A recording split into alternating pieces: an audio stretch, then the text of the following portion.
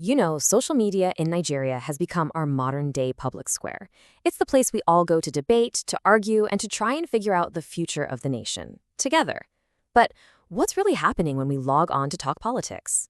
Well, let's dive in and see what the data tells us.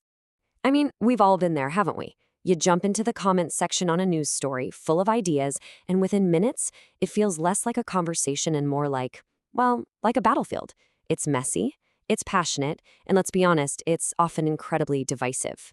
But what if we could actually get a map of that chaos? Well, that's exactly what we're going to do.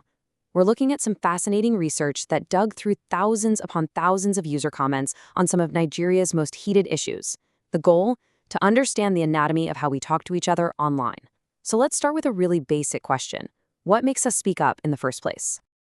All right, first section. Are we speaking up or are we staying silent? It turns out there's a really powerful psychological force at play here, and it affects pretty much all of us. It's a theory called the spiral of silence. The idea is pretty simple, really. We're social animals, right? So we're constantly, almost subconsciously, checking the temperature of the room. If we get the sense that our opinion is in the minority, we're way more likely to just stay quiet. We don't want to be attacked or isolated. But then that silence makes the other side seem even louder and more dominant, which makes more people stay quiet. And you can see how it just spirals. And you can see that spiral in action right here in the data. What's so interesting is that the topic itself really matters. People were a little bit more willing to weigh in on the farmers-herders crises. But look closely, it's still almost a perfect 50-50 split. On both of these hugely important national issues, nearly half the people are choosing to stay silent. That tells you a lot about the kind of climate we're creating online. And here's a perfect example of someone deciding to speak up. This person isn't just firing off a random opinion. No, they're being strategic. They're using official statements and historical context to directly challenge a narrative they disagree with. This is someone actively trying to push back against that spiral of silence and change the conversation. But okay, it's not just if we speak, it's how we speak.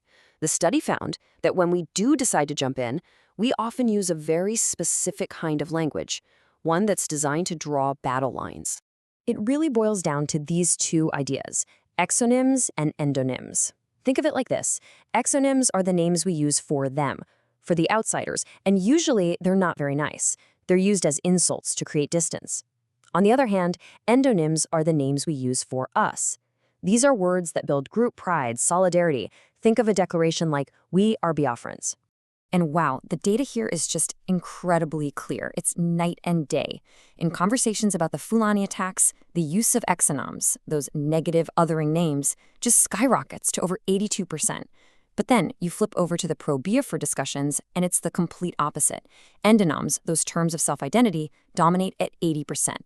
It shows a totally different linguistic strategy. One conversation is all about attacking an outgroup, and the other is all about building up an in-group.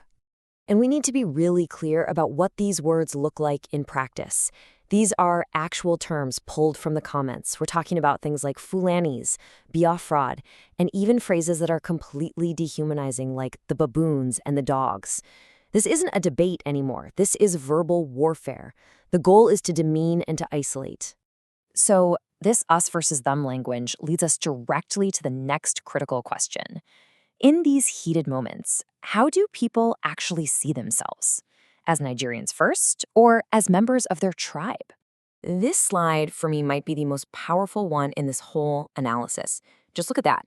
In the discussions around the Fulani's attack, tribal identity, at over 91%, almost completely swallows up any sense of a shared Nigerian identity. Now, national identity is a bit stronger in the pro-Biafra discussion, but this visual just makes it painfully clear where our allegiances fracture when we feel like we're under pressure. But you know what? It's not all division.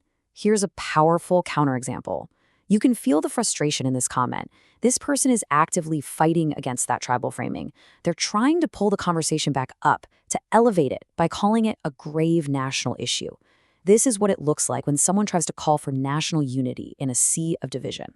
Okay, so we've got people staying quiet, we have divisive language, and we have tribe being put before nation. What does all of that add up to? Well, the final piece of this puzzle is the overall tone of the conversation. And the numbers basically confirm what we all feel in our gut, right? over half, 54% of the interactions on pro-Biafra protests were classified as just straight up hostile. The farmers-herders discussions were a little less so, but hostility is still a massive part of the conversation. But to really get it, let's look at how a single thread can escalate from 0 to 100. So, an argument might start with something that the researchers actually coded as friendly. Now, let's be real, it sounds a little bit like a backhanded compliment, and it is. But because it's framed as a question within a group rather than an attack at an opponent, it hasn't crossed the line into open hostility. Not yet. Then you might get a neutral comment, like this one. See the difference? This is a call to action. It's focused on policy, on governance. It's about the issue, not about the people. This is what a lot of us would consider a constructive comment. And here's where it takes a dark turn. This is hostile. The language becomes dehumanizing. Calling someone a thing and talking about a zoo, that's all designed to strip a person of their humanity and turn them into an object of pure contempt. And then it can hit absolute rock bottom. I have to warn you, this is graphic. This isn't an argument. It's a direct, violent threat. It represents the total and complete breakdown of discourse. This is designed for one thing and one thing only: to silence the other person through pure, raw intimidation. This is the dead end of that spiral into hostility. So, after looking at all this data, from the silence to the divisive words to the outright hostility, we have to step back and ask the most important question of all. So what's the bottom line? What's the big takeaway? This research gives us a clear, data-driven picture of our digital conversations, and the trend is unmistakable.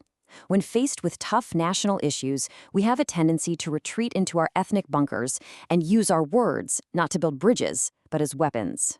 And we have to understand this really, really matters. This isn't just online talk that disappears into the ether. What happens in these comment sections doesn't stay there. It reflects, and frankly, it reinforces the real-world divisions that are putting a strain on our national unity. Every single hostile comment just digs that trench a little bit deeper. So in the end, this research isn't just a depressing diagnosis of a problem. It's a mirror. It's a mirror held up to all of us. This digital public square, it's a space that we are all creating together, with every single post, every reply, every word we choose. The data shows us the roadmap for how to tear ourselves apart. The choice of whether we follow that map or decide to draw a new one, well, that's ours. The next comment is yours. What are you going to say?